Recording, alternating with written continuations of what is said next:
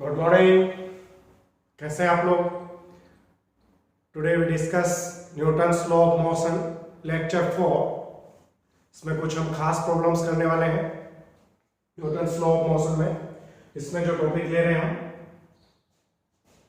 Motion of bodies in contact. वस्तुओं की गति के बारे में पढ़ेंगे जो संपर्क में है ना। Motion of bodies in contact. इसमें देखो इस तरह से हम ये कोई सरफेस ले रहे हैं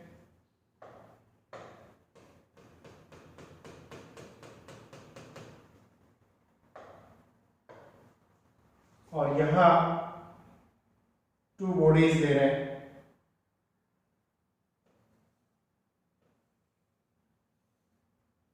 This one is M1 and this one is M2. M1 and M2 are in contact.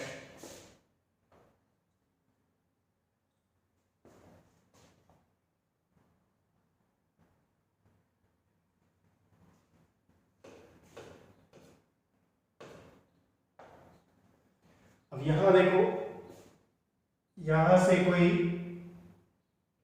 Force F, यहां कोई फोर्स F अप्लाई कर रहे हैं इसमें। तो आपको अपन ने टर्म सिखाया था FBD, फ्री बॉडी डायग्राम। देखो यदि M1 की बात करूं तो यहां जो फोर्स लगेगा ये एक्शन हो गया और इसका रिएक्शन स्मॉल f ये, और इसकी रिएक्शन की बात करूं तो ये जस्ट इस साइड में F रिएक्शन।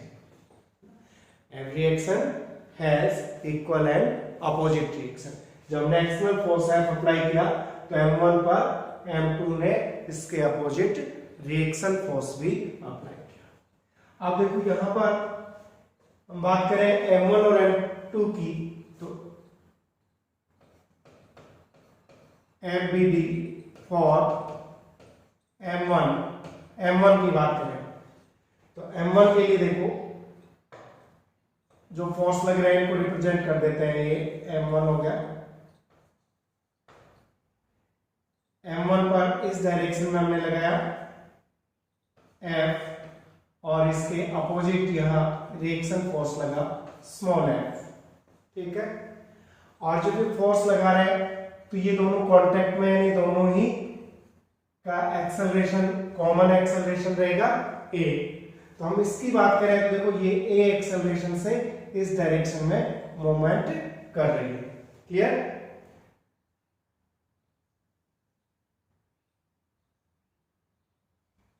अब यहां जब a एक्सेलरेशन से जा रही है तो देखो यहां पे इफेक्टिव फोर्स कौन है? F, और ये क्या कर रहा है? अपोज कर रहा है। तो हम देखो F minus F equal to क्या ले सकते हैं?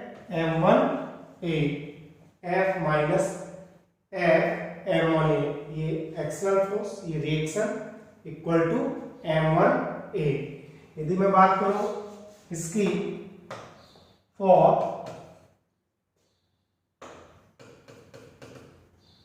FBD फॉर M2 की बात करें तो देखो ये कोई बॉडी M2 ले लिया हमने। अब M2 पर देखो इधर रिएक्शन फोर्स की डायरेक्शन ये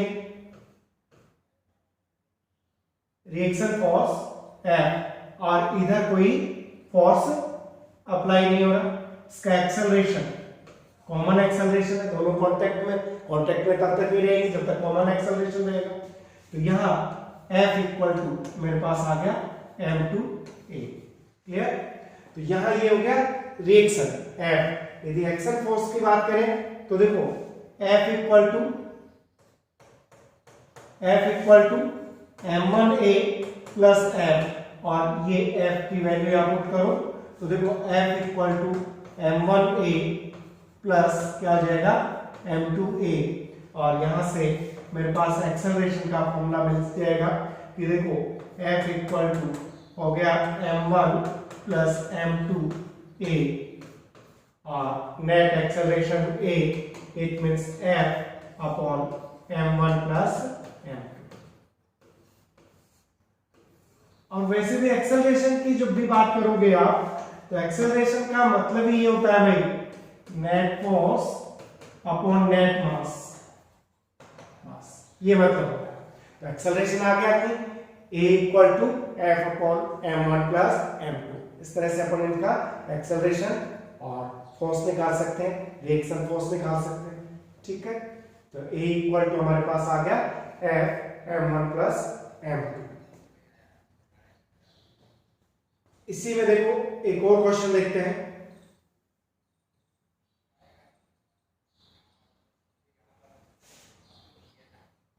यदि इसी क्वेश्चन में देखो आपको ये आ रहा होगा कि फोर्स हमने, जैसे ये m1 था, ये m2 है, फोर्स की डायरेक्शन चेंज करते हैं। अब हम फोर्स F ये लगा रहे हैं, तो इधर फोर्स लगेगा तो देखो m1 इस पर रिएक्शन फोर्स इधर लगाएगा, और ये इस पर रिएक्शन फोर्स इधर लगाएगा। ये होता तो क्या होता, अब देखो यदि मैं FBD फॉर m1 के लिए बताऊं, FBD फॉर m1, तो m1 की स्थिति देखो, यहाँ पे m1 की स्थिति एक्शन और रिएक्शन ये F लग रहा है। m1 पर देखें, एक मिनट, m1 की बात कर रहे हैं, तो m1 पर सिर्फ किसकी बात कर रहे हैं अपन, m1 की।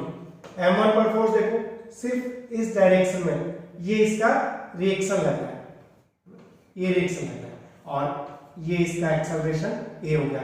तो reaction force F equal to क्या हो गया m1a। क्लियर। यहां बात करें FBD फॉर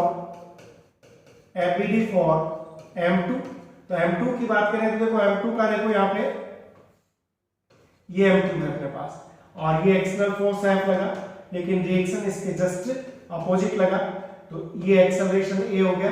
तो F minus reaction equal to क्या हो गया m2a, और यहां से हम F इक्वल टू देखो m2a प्लस F, तो F equal to m2a plus m1a, और अपने पास देखो F equal to m1 plus m2a, और यहां पर हमने एक्सेलरेशन ये निकाल लिया F upon m1 plus m2। तो इस तरह से दोनों केस में हमने एक्सेलरेशन का मतलब net force upon net mass आ गया। अपन चाहे इधर से फोर्स लगाए इधर। यदि हम रिएक्शन फोर्स की बात करें तो देखो वापस उस पर आओ, रिएक्शन फोर्स स्मॉल f की बात करें तो यहां पर जो स्मॉल f में निकालो, देखो यहां स्मॉल f में निकालो, तो ये अपने पास एक्सेलरेशन आ गया था,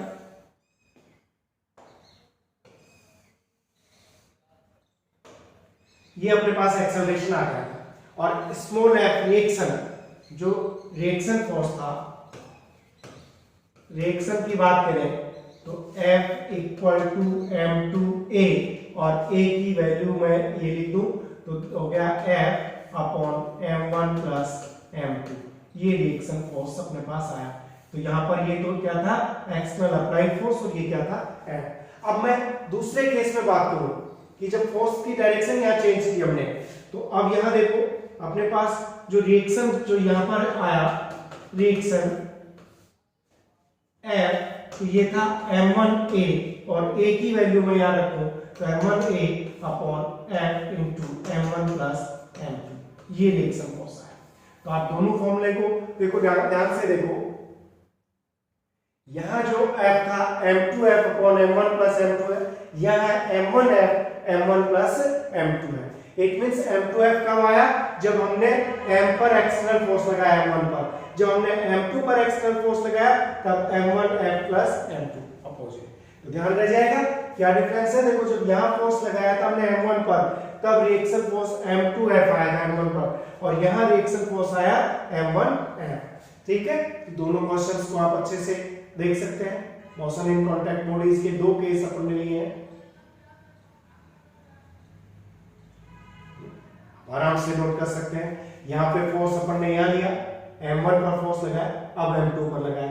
m1 और m2 पर एक्सेलरेशन में कोई चेंज नहीं आया है, लेकिन रिएक्शन में m2F/m1 प्लस है।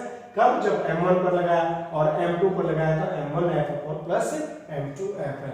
रिएक्शन फोर्स, एक्शन और रिएक्शन हमेशा किस पर रहता है? डिफरेंट बॉडीज पर होता है। जब फोर्स m1 लगाया तो m2 इस पर रिएक्शन लगा रहा है, m2 इस पर रिएक्शन लगा रहा है। जब m1 इस पर फोर्स लगाया तो m1 इस पर रिएक्शन लगा रहा है। हमेशा डिफरेंट बॉडीज पर एक्शन और रिएक्शन फोर्स एक्ट करते हैं। क्रिया प्रतिक्रिया बल हमेशा अलग अलग वस्तुओं पर लगते हैं।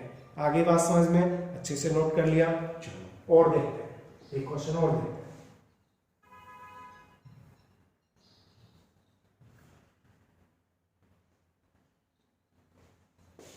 क्वेश्चन नंबर 3 देखो, अब हम 3 बॉडीज लेते हैं। ये कोई सरफेस है अपने पास, ये तो हमने ये सरफेस ली,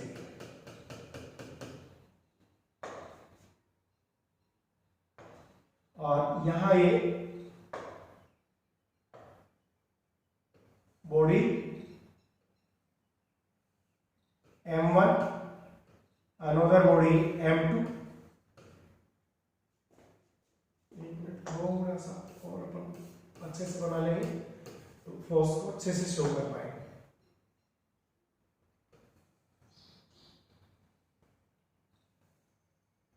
m1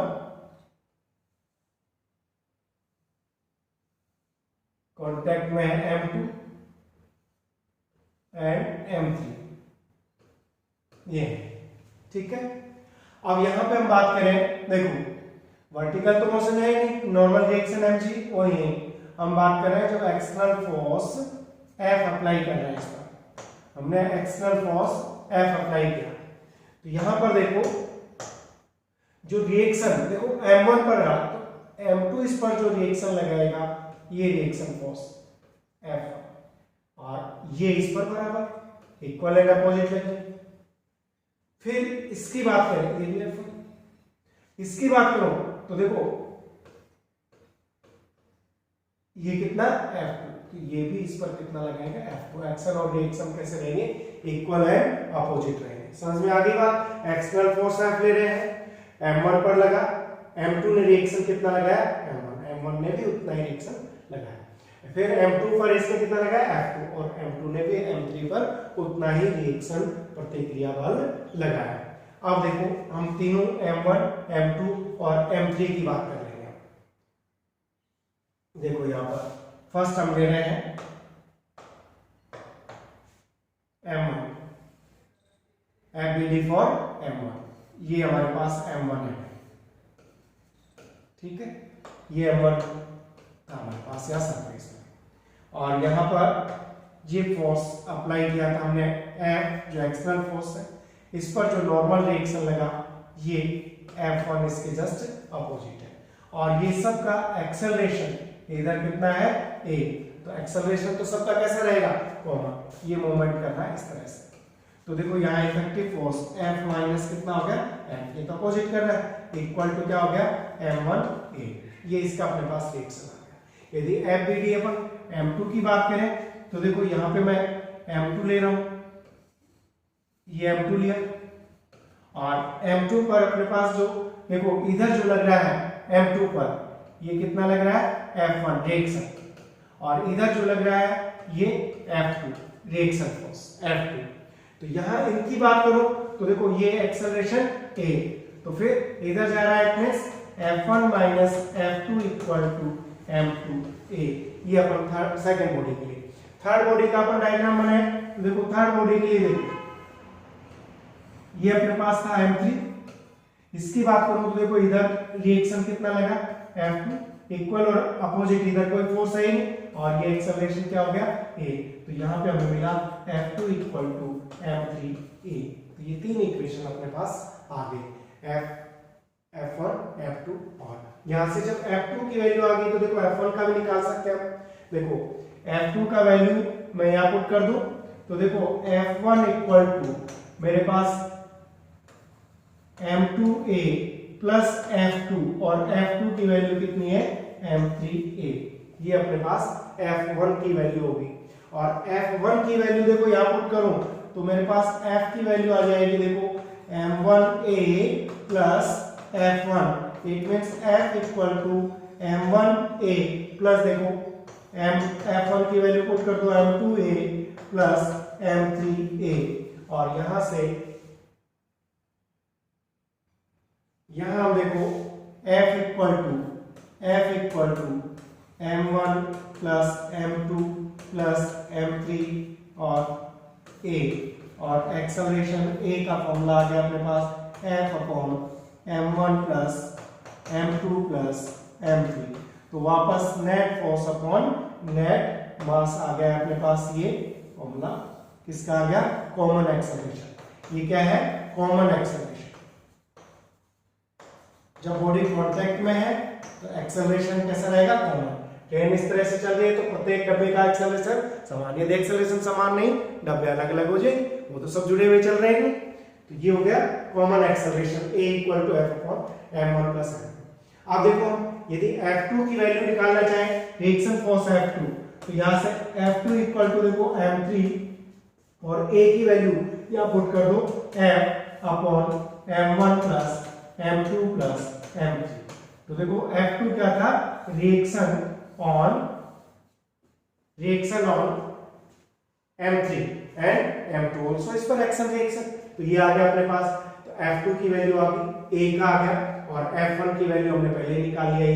F1 की वैल्यू निकालना चाहे तो देखो F1 इक्वल टू क्या रहा है हमारे यहाँ पे, F1 equal to M2 plus M3 into A upon नीचे अपने पास क्या है M1 प्लस M2 प्लस ये A की वैल्यू, देखो ये तो A हो ही गया। अब A की वैल्यू मैं लिख रहा हूं तो A की वैल्यू यहां पुट कर दो।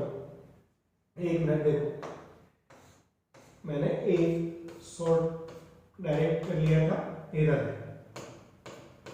हरे कृष्णा हरे राम राम राम हरे, A कॉमन ले लिया, हमारे पास क्या बच गया M2 प्लस M3।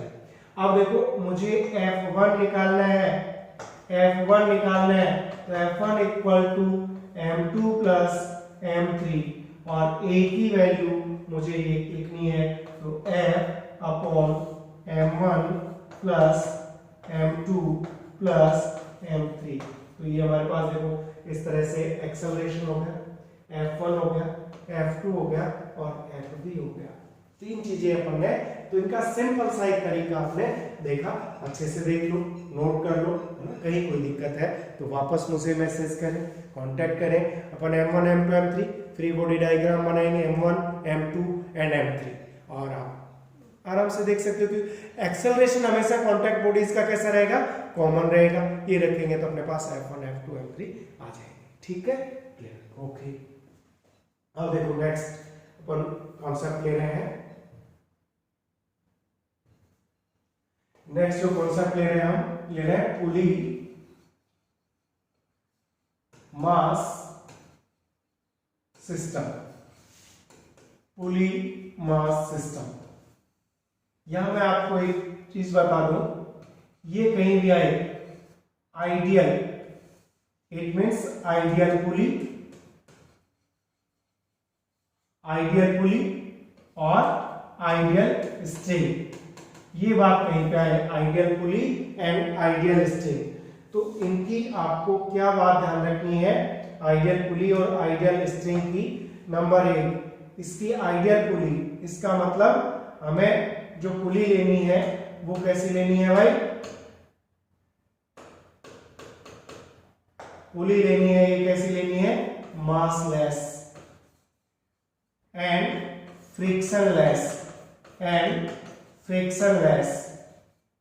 ठीक है। और स्ट्रिंग, आइडियल स्ट्रिंग का मतलब वही मासलेस एंड इनएक्सटेंसिबल,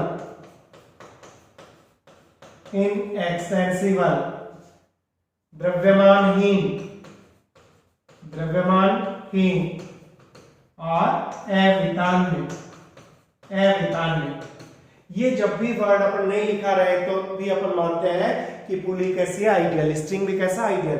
आदर्श पुली और आदर्श स्ट्रिंग की बात करें, आदर्श डोरी की बात करें, तो आदर्श पुली का मतलब मासलेस द्रव्यमानहीन और फ्रिक्शन लेस घर्षण रहित पुली, द्रव्यमान रहित घर्षण रहित पुली को कहेंगे आदर्श पुली। आइडियल पुली का मतलब मासलेस एंड फ्रिक्शन लेस। यदि आदर्श डोरी की बात करें तो कैसी होनी चाहिए, द्रव्यमानहीन, अवितान्य, मासलेस और अवितान्य का मतलब कितना भी खींचा जाए उसकी लेंथ में कोई परिवर्तन ना हो। तो ये ध्यान रखेंगे पुली मास सिस्टम में। जब नहीं बताएंगे तो क्या मान के क्वेश्चंस करते हैं, आदर्श मान के, आइडियल मान के। और आइडियल पुली का मतलब मासलेस फ्रिक्शनलेस, आइडियल स्ट्रिंग का मतलब मासलेस इनएक्सटेंसिबल। ठीक है, अब हम इसके कुछ एग्जांपल्स मैं आपको करवा देता हूं। देखो पुली सिस्टम के लिए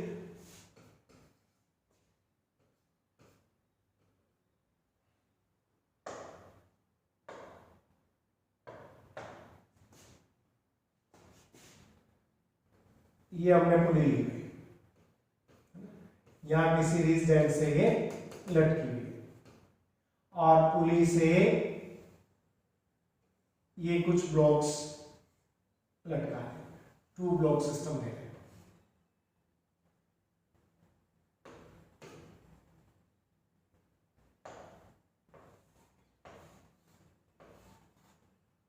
This one is M1, this one is M2। तो हमने देखो स्ट्रिंग वाले केस में आपको बताया था क्या, एक तो हमें जब भी टेंशन बनाना है तो टेंशन के लिए क्या बताया था भाई, अम्ब्रेला कॉन्सेप्ट बताया था कि अम्ब्रेला खोलो, उस बॉडी पे बैठ जाओ, अम्ब्रेला खोलो, या अवे फ्रॉम द बॉडी, उस वस्तु से दूर की ओर, उस बॉडी से दूर की ओर, है ना। और स्ट्रिंग चेंज तो टेंशन भी change, string same tension same. Okay, तो देखो हम क्या काम करेंगे, इनको लटकाया, suppose here m1 greater than m2, m1 greater than कैसा है, m2 है। तो देखो m1 ग्रेटर देन m2 रहेगा तो ये इसका m1g इसको नीचे लेके जाएगा, ये फोर्स लगेगा इस पर, एक्सेलरेशन क्या हो गया, a हो गया। तो यहां पर देखो tension force away from the body t हो गया। फिर ये बॉडी किधर जा रही है, देखो इसका एक्सेलरेशन इधर है, लेकिन m2g तो नीचे काम कर रहा है, tension away from the body, string same है, टेंशन सेम। ओके, तो बस अब अपन m1 के लिए और m2 के लिए देखो इक्वेशन बना दो, किसके लिए, फॉर m1। यहां पर पहले m1 के लिए बात करें तो देखो m1 के लिए बात करें तो ऊपर कौन ले जा रहा है, t, इफेक्टिव कौन है, t, रोक कौन रहा है भाई इसको, रोक कौन रहा है इसको, t रोक रहा है -m2g इक्वल टू m2a, ये इक्वेशन हो गया। यही बात मैं अपन इसके लिए करें, फॉर m, ये मैंने जो बात की थी किसके लिए की थी, m2 के लिए, और इसके लिए बात की ना m2 के लिए, t -m2। और अब बात करें फॉर m1, तो m1 के लिए देखो किधर ले जा रहा है, m1g इफेक्टिव है यहाँ पे, तो m1g minus T equal to m1a, ये इक्वेशन आ गई। और देखो दोनों इक्वेशन को हम ऐड करते हैं, इनको दोनों को प्लस करते हैं, तो देखो ये t और ये t कैंसिल हो गया, ये t और ये t कैंसिल हो गया। यहाँ पे क्या बचा भाई, m1 माइनस m2g, और इधर क्या बचा भाई, m1 प्लस m2a, और common acceleration a equal to आ गया m1 minus m2 upon m1 plus m2 into g। ये हो गया अपने पास कॉमन एक्सेलरेशन। तो एक्सेलरेशन स्ट्रिंग एक है, एक्सेलरेशन भी सेम ही रहेगा, चाहे इसका पूछे चाहे इसका पूछे। तो ये जो एक्सेलरेशन है ये कैसा है, common acceleration, common acceleration for m1 और m2, स्ट्रिंग सेम, एक्सेलरेशन भी सेम। अब हमें t की वैल्यू फाइंड करनी है, तो देखो t की वैल्यू फाइंड कर लो, यहां से अपने पास t की वैल्यू ले, चाहे इससे ले ले चाहे इससे, देखो t इक्वल टू, ये अपने पास इक्वेशन था ना, m1g minus t equal to m1a, और t इक्वल टू लूंगा तो देखो मेरे पास क्या हो गया भाई, ये जो था t इक्वल टू लूंगा तो देखो इधर ले लो इसको, तो ये हो गया अपने पास m1g minus m1a, t equal to अपने पास क्या आ गया इस इक्वेशन से a, और देखो a का वैल्यू रखो यहाँ पे, तो t equal to m1g minus m1, और a की वैल्यू मैं यहाँ पुट कर रहा हूँ m1 minus m2 upon m1 plus m2 into g। ये मैंने यहाँ इसकी a की वैल्यू पुट कर दी। इसको देखो सोल्व कर ले, इसको सोल्व कर लो, तो t इक्वल टू मेरे पास m1g, देखो कॉमन ले सकता हूँ, यहाँ पे 1 रह गया, यहाँ m1g तो गया, m1 minus m2 upon m1 plus m2 रह गया, और इसको सोल्व करके आप टेंशन फोर्स फाइंड कर सकते हो। t इक्वल टू देखो m1g, और यहाँ पे ये एलसीएम ले गया m1 प्लस m2, यहाँ पे हो गया m1 plus m2 minus m1, ये साइड हो गया प्लस m2, तो यहाँ पे देखो m1 तो कैंसिल हो गया, और क्या बचा अपने पास m2 और m2, 2m2, तो 2m1 m2 upon m1 plus m2 into g।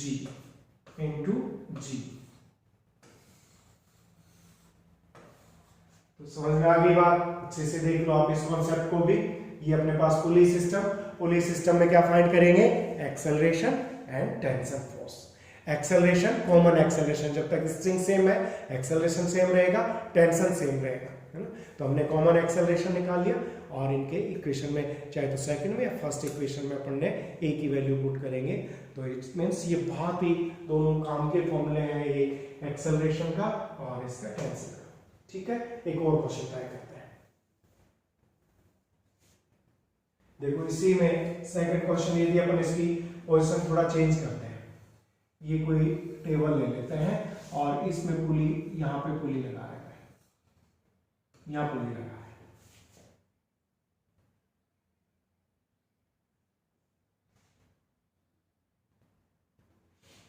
देखो ये बॉडी है और इस बॉडी को पुली से स्ट्रिंग से होते हुए यहां लटका है। ठीक है, अब देखो यहां हमने देखा, ये इसको m1 मास ले लेते हैं, ये अपने पास m2 है, तो यहां पर ये तो n और mg कैंसिल है, यहां देखो m1g नीचे की तरफ लगेगा, m1g नीचे लगा तो एक्सेलरेशन ये रहेगा, तो टेंशन फोर्स बॉडी का T away from the body. यदि मैं इसकी बात करूं तो टेंशन स्ट्रिंग सेम है, टेंशन भी सेम रहेगा, इधर कोई फोर्स है नहीं इसमें। तो अब देखो वापस उसी तरह से अभी जो है अपन कर रहे थे काम, वैसे ही काम करें। फॉर m1 की बात करो तो m1 देखो नीचे जा रही है, इफेक्टिव कौन है, m1g minus t equal to क्या हो गया, m1a। ये किसकी बात की अपने पास, इसके लिए। और यदि मैं इसकी बात करूं तो देखो ये तो एक्सेलरेशन तो कॉमन रहेगा, तो कौन लेके जा रहा है, t इक्वल टू क्या हो गया, m2a। और यहां से देखो कॉमन एक्सेलरेशन निकाल लेंगे, कॉमन एक्सेलरेशन निकालेंगे तो देखो t से तो t कैंसिल हो गया, और अपने पास यहाँ क्या बचा भाई, m1g, और इधर देखो m1 प्लस m2a, तो a इक्वल टू अपने पास क्या आ गया, m1g upon m1 plus m2 तो ये दोनों का कॉमन एक्सेलरेशन m1 है, m2 के लिए कॉमन एक्सेलरेशन हमने फाइंड कर लिया। t की वैल्यू फाइंड करो तो यहाँ पे a की वैल्यू रख दो, देखो t निकालना हो मुझे, तो t equal to m2a, a अपने पास है m1 upon m1 plus m2 into ऊपर क्या बचा हुआ है g। तो ये अपने पास फॉर्मूला आ गया टेंशन का। तो इजीली से अपने अच्छे से कर लिया। और देखते देखो एक और टाइप लेते हैं इसी को थोड़ा सा, और मैं हमेशा कहता हूं कि जब फिजिक्स कॉन्सेप्ट और लॉजिक से सोल्व होता है तो फिर शोर किस बात का। देखो हम इसको कैसा इंक्लाइन प्लेन पढ़ेंगे, तो ये लो इंक्लाइन प्लेन लो। नेक्स्ट एग्जांपल ले रहे हैं हम इंक्लाइन प्लेन के लिए, ये कोई थीटा एंगल पर हमने इंक्लाइन प्लेन लिया, और यहां कोई बॉडी अपन पुट कर रहे हैं, ये बॉडी पुट किया, ठीक है, और इसके पुली कनेक्ट कर देते हैं यहां पे,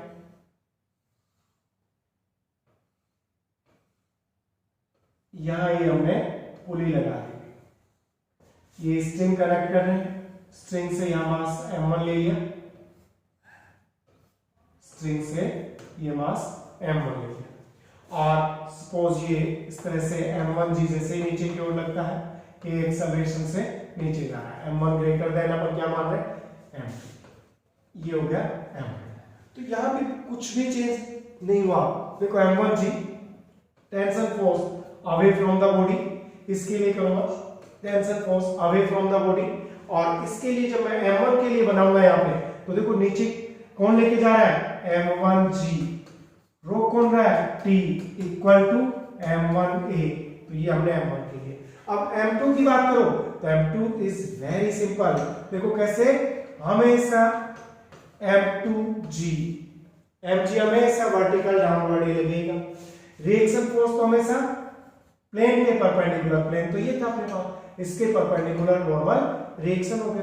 तो देखो ये अपने पास थीटा हो गया, तो इधर ये क्या हो गया m2g cos थीटा, और इधर देखो क्या है m2g sin थीटा, हो गया क्लियर। अब देखो ये जो बॉडी जा रही है ये कहां जा रही है, एक्सेलरेशन a से u जा रही है, तो इधर लेके जा रहा है कौन, टेंशन फोर्स t।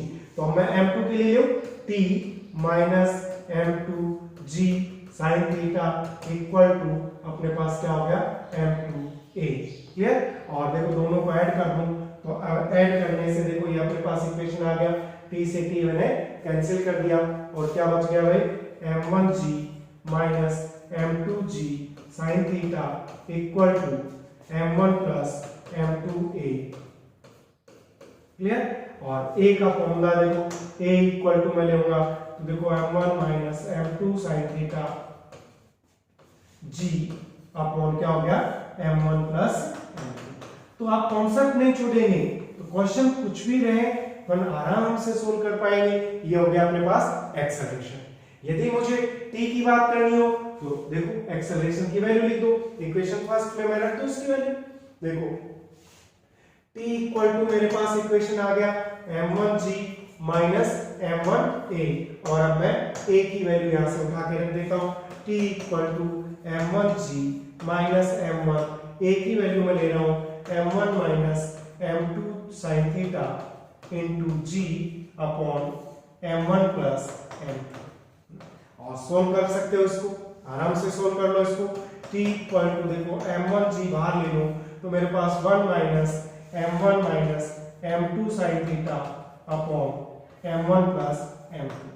समझ में आ गई बात, हमने क्या बाहर ले लिया m1g कॉमन ले लिया, और इसको सोल्व करूंगा t इक्वल टू तो m1g, और देखो यहाँ पे अपने पास हो गया m1 प्लस m2 माइनस ये प्लस हो जाएगा m2 sin थीटा अपॉन जो एलसीएम था ये यहाँ पर मैंने लिख लिया m1 प्लस m2। तो यहाँ से देखो अपने पास जो m1 तो कैंसिल हो गया, और ये अपने पास m2 को बाहर ले लूं, मैं m2 को बाहर ले लेता हूं, तो t इक्वल टू देखो जो इक्वेशन आया अपने पास m1 m2 को भी कॉमन ले लिया, अंदर क्या बचा भाई 1 minus sine theta, 1 plus sine theta, 1 plus sine theta, और g बाहर आई अपॉन नीचे क्या बचा अपने पास m1 प्लस m2। तो ये अपने पास टेंशन फोर्स हो गया। तो इस तरह से देखो आप जो ये कॉन्सेप्ट जो अपन ने लिया बिल्कुल इजी सा कॉन्सेप्ट है, हमने लिया कि m1 के लिए इक्वेशन लिया, फिर m2 के लिए इक्वेशन लिया, t कैंसिल हो गया, a निकाल लिया, a की वैल्यू यहां रख दी अपन ने, t निकाल लिया, टेंशन फोर्स t हो गया। तो इजीली से सब समझ में आ रहा है, क्योंकि फिजिक्स मतलब कॉन्सेप्ट के प्रति अवेयर हो जाओ। यदि मैं थोड़ा सा आपको इसको और एडवांस बनाऊं, देखो और एडवांस बनाता हूं। नेक्स्ट एक क्वेश्चन अपन ले कि इंक्लाइन प्लेन तो है लेकिन दोनों तरफ इंक्लाइन है, देखो इस तरह से ले, सपोज ये एंगल जो है मेरे पास कितना है अल्फा, और ये जो एंगल इधर है ये एंगल है बीटा, और यहाँ पे पुली अपन ने सेट कर रखी है, ये पुली सेट कर दी। तो यहाँ अब बॉडी जो ले रहे हैं, सपोज ये अपन ने m2 लिया, यहाँ ये स्ट्रिंग बंधी हुई है, और इधर जो लिया ये हमने लिया m1, ये m1 लिया है ना। सपोज m1 ग्रेटर देन कैसा है m2 है। तो अब अपन सोल्व करते हैं, यानी बॉडी इस तरफ मूव करती है एक्सेलरेशन a से। तो आप आराम से जो अभी कॉन्सेप्ट सीखा आपने कि दोनों इंक्लाइन होंगे, अब क्या करेंगे, नहीं अपन इजीली देखो हमेशा जो अपन काम करते आए वही, सबसे पहले इसको बैलेंस करो, m1g हो गया m1g, तो m1g हुआ, नॉर्मल रिएक्शन किधर रहेगा परपेंडिकुलर भी, तो इधर देखो ये अपने पास बीटा है, ये बीटा हो गया, तो ये इक्वेशन बना m1g cos बीटा, और इधर जो आएगा ये कौन सा आएगा, m1g sin बीटा। क्लियर, ये इक्वेशन m1g sin बीटा नीचे लेके जा रहा है, तो tension away from the body बन गया। तो अपन इस बॉडी का इक्वेशन अब आराम से लिख सकते हो नहीं, बताओ इसके लिए क्या लिखोगे, कौन लेके जा रहा है, m1g sin बीटा, इसको नीचे लेके जा रहा है, रोक कौन रहा है, t इक्वल टू हमारे पास क्या ले ले, m1a, ये हो गया इसके लिए। इसके लिए भी इक्वेशन बना लो, देखो यहाँ ये नीचे की तरफ कौन है, m2g नॉर्मल रिएक्शन n, इसका अपने पास यहाँ आएगा कितना हो गया अल्फा, तो m2g cos अल्फा, और इधर हो गया m2g sin अल्फा। इसका भी एक इक्वेशन बनाओ, देखो ये m2g, तो tension force away from the body string same है, टेंशन सेम रहेगा, तो देखो m2g इधर कौन लेके जा रहा है भाई, इधर कौन लेके जा रहा है, t माइनस रो कौन रहा है, m2g sin alpha equal to m1a, ये दूसरा इक्वेशन हो गया, दोनों को ऐड करोगे, देखो अपने पास ये क्या बच गया, m1g sin beta plus m2g sin alpha equal to m1a plus m2a, और a का फॉर्मूला अपने पास आ गया है, देखो m1 sin beta plus m2 sin alpha into g upon क्या हो गया, m1 प्लस m2। तो ये हमने कॉमन एक्सेलरेशन इनका फाइंड कर लिया है, और कॉमन एक्सेलरेशन यहाँ रख देंगे तो किसकी वैल्यू आ जाएगी, t की, तो t की वैल्यू भी फाइंड कर ले। पर देखो t का इक्वेशन देखो यहाँ पे क्या आ रहा है, t का इक्वेशन मेरे पास आ रहा है, t इक्वल टू आ रहा है m1g sin beta minus m1a, और t equal to m1g sin beta minus m1a, a की वैल्यू यहाँ लिख दो, m1 sin beta plus m2 sin alpha into g upon m1 plus m2। तो हो गया कि इसको भी सोल्व करना चाहो तो इसको भी सोल्व कर दो, t इक्वल टू देखो अपने पास यहाँ पे ये है m1g sin बीटा, यहाँ से देखो m1 m1g यहाँ से भी कॉमन ले सकते हैं, तो मैंने m1g कॉमन लिया, तो देखो यहाँ पे क्या बचा भाई, sin बीटा माइनस यहाँ जो मेरे पास बचा ये रहा है m1 sin beta plus m2 sin alpha upon m1 plus m2, और इसको अपन सॉल्व करके t निकाल सकते हैं यहाँ से। तो इस तरह से हमने एक्सेलरेशन और फिर टेंशन फोर्स, वही एक मेथड अपनाया कि पहले अपन ने एक्सेलरेशन निकाल लिया, एक्सेलरेशन की वैल्यू इसमें रखी, तो फिर क्या आ गया, टेंशन फोर्स आ गया। तो इस तरह से पुली सिस्टम के हम कुछ एक लॉजिक देख लिए, और नेक्स्ट लेक्चर में हम बहुत ढेर सारे क्वेश्चन इसके करने वाले हैं, तो आप लोग ध्यान रखिएगा, है ना, पढ़ते रहिएगा, और नेक्स्ट लेक्चर में हम ढेर सारे पुली सिस्टम आप देखते रहिएगा, कितना पुली हो गया रे, सब क्वेश्चन टिकाते ही आप लोग अच्छे से करेंगे। Thank you so much, have a nice day.